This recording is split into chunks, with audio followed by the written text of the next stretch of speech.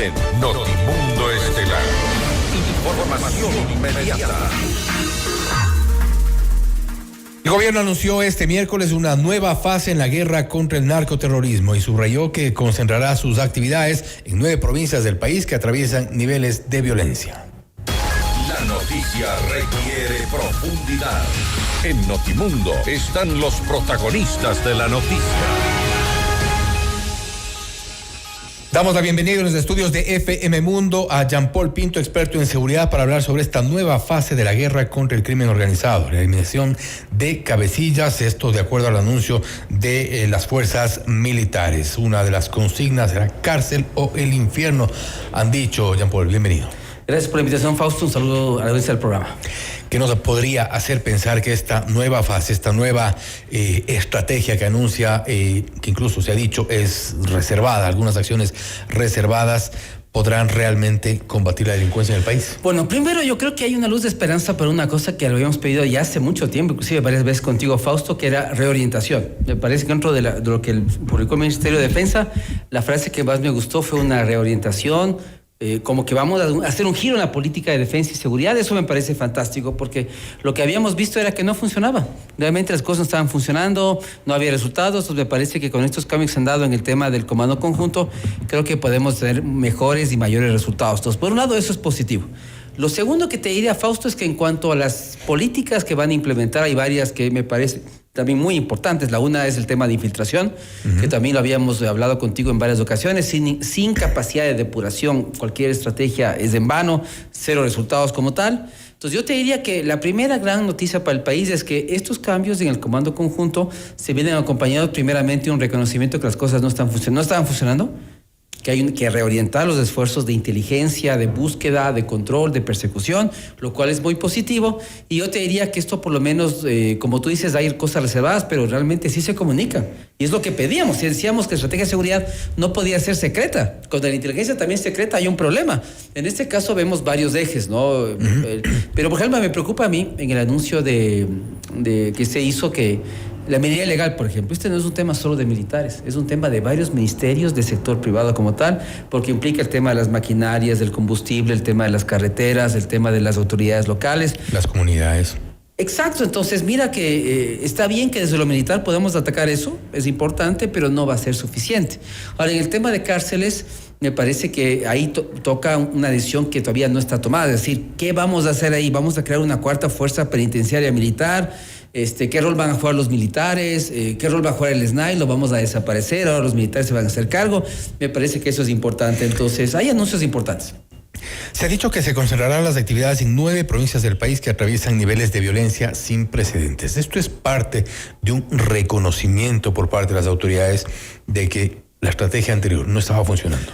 Sí, por supuesto, pero bueno, como militares se van a hacer cargo, era obvio que además de las provincias costeras que ya venían en estado de excepción permanente, ahora están las fronteras, ¿no? Entonces eso es fundamental, sobre todo por el tema de comandos de frontera en la frontera norte. Entonces me parece que lo que el gobierno hace, sobre todo con Fuerzas Armadas, es decir, ok, nos vamos a hacer cargo de las provincias costeras, pero también de las fronteras, que es nuestra responsabilidad, porque una crítica que habíamos hecho Fuerzas Armadas era que estaban descuidando sus misiones principales para tener tareas subsidiarias en seguridad interna. Entonces me parece muy bien que hayan otra vez refocalizado, y en varias entrevistas lo dije, los militares deberían hacer minería ilegal, deberían hacer más temas de fronteras, temas de infiltración. Entonces te puedo decir que por lo menos eso me deja tranquilo a mí, porque varias cosas que yo había solicitado en los últimos 2 años o año y medio están en estas áreas que yo había sugerido que Fuerzas Armadas se focalicen, porque realmente el gran problema que teníamos era que militares estaban en todo. Hace poco vimos en un centro comercial cerca de acá militares allá afuera, pero ¿para qué? Este no es un lugar peligroso donde el narcotráfico, la droga se transporta, ¿no es cierto? Es una zona residencial. Suponemos que habrá alguna información de inteligencia que pueda justificar ello. Es que eso es un poco lo que no sabemos. Como inteligencia está tan escondida, secreta, no sabemos exactamente qué está pasando ahí. ¿Quién sabe? Exacto, no sabemos. Entonces yo te puedo decir que con esto por lo menos hay claridad. Hay unos ejes estratégicos, hay unas políticas claras, hay un redireccionamiento, se está reconociendo que lo anterior no funcionó, entonces pasamos a otra fase, una fase donde se va a tratar de hacer de mejor manera las cosas. Entonces yo por lo menos veo claridad, veo estrategia, ¿Y por qué lo digo también, Fausto? Porque el jefe del Comando Conjunto fue mi alumno en la DEMIC. Entonces lo conozco bien, sé su calidad como militar, como pensador estratégico. Entonces lo que está planteado ahí no me sorprende tampoco, porque yo por lo menos cuando él se posicionó esperaba que él dé ese giro de timón y que realmente ahora tengamos lo que está plasmado en este documento. Políticas, objetivos, etc. Y hablan de estos 3 ejes, pero más allá de la retórica, para que quienes nos escuchan un poco logremos todos entender un poco qué son estos 3 ejes. Se habla de control territorial y ofensiva directa. Bueno, eso era fundamental porque realmente lo que habíamos detectado en el Ecuador es que había gobernanza criminal, había soberanías compartidas. ¿Qué implicaba eso? Que había zonas del país que habían perdido el control, el Estado había perdido control. Tanto así que un colega tuyo británico que vino lo dijo, ¿no es cierto? Esto es un narcoestado, pero no se refería al país como tal, sino que las zonas donde él había estado, esas zonas sí eran narcoestados, porque ahí los que gobiernan dan los servicios básicos, toman las decisiones, eran los grupos criminales. Entonces, ese eje me parece fundamental, porque si no hay recuperación del control de la soberanía nacional, la seguridad tampoco va a mejorar. Se habla, por ejemplo, del fortalecimiento de la inteligencia y operaciones especiales, algo de lo que ya hemos hablado recurrentemente, el fortalecimiento de la inteligencia, sistemas que creímos en algún momento, o al menos eso parecía, no funcionaban como deberían, tomando en cuenta que son operaciones que deberían advertir ciertos atentados, advertir ciertas operaciones, advertir, por ejemplo, el despliegue de algunos grupos de delincuencia organizada en zonas del país donde lamentablemente nos enteramos ya cuando explotan, ya cuando hay este tipo de enfrentamientos. Yo creo que es fundamental y creo que está bien tratado como eje el tema de inteligencia, porque sin inteligencia, sin información, basta por ejemplo lo del Alto Punino, es decir, cómo nuestros militares fueron masacrados ahí, la inteligencia de ellos era superior a la nuestra, fue un claro ejemplo de que no podíamos tener una inteligencia de menor calidad. Ya había infiltración allí. Y los temas de infiltración, porque es lo que te digo, ¿no? O sea, por más inteligencia, equipamiento, armas, drones que tengamos, si hay infiltración, no hay política de seguridad que tenga resultado alguno. Entonces, me parece que el segundo eje está claro, esos temas de inteligencia. Ahí el sistema de inteligencia militar, el G2, va a ganar protagonismo, me parece bien, porque también en el nivel de la policía tampoco no sabemos quién está infiltrado o no. Entonces, parece que Fuerzas Armadas también va a meterle mucho ñeque y me parece fundamental el tema de inteligencia. Y esta cooperación quizá que debería ser mucho más sostenida, más fuerte, más clara, Policía y Fuerzas Armadas. Ese es otro tema que no está tratado ahí. No está allí. Pero me parece que es fundamental porque el gran problema que veíamos hasta ahora es que no había coordinación, no era muy débil, ¿no es cierto? El tema. Porque incluso vemos cómo la inteligencia policial se maneja por un separada, lado, la inteligencia militar por otro. Exacto. Y esto, de alguna forma, puede ser, no sé si hasta contraproducente. Mira que yo te doy este ejemplo, esta anécdota, ¿no es cierto? Cuando yo hablaba con Fuerzas Armadas y militares sobre el tema de Fito, los policías, ¿qué te dicen? Nosotros hicimos el trabajo, los militares fueron a la foto.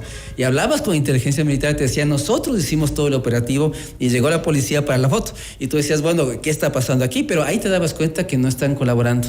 Y en el CIES, como alguna vez yo te dije, no sé si los subsistemas han regresado, porque algún rato del CIES salieron los subsistemas. No había oficiales de policía y militares activos dentro del sistema de inteligencia estratégica. Entonces, es fundamental. Si no hay una inteligencia conjunta, inclusive, mira, yo cuando asistía a los comités de inteligencia nacional, y un poco lo que siempre criticaba era que tenías la apreciación militar y después la apreciación policial.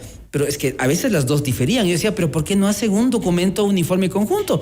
Eso es lo vital, o sea, que ambos se comuniquen información, pero para eso tiene que haber una palabra clave que es confianza. Si no hay confianza, ¿cómo los militares le entregan información a la policía? Y viceversa, ¿cómo el policía que no confía en el militar le va a entregar información sensible? Entonces me parece que ahí falta eso que tú has mencionado muy bien.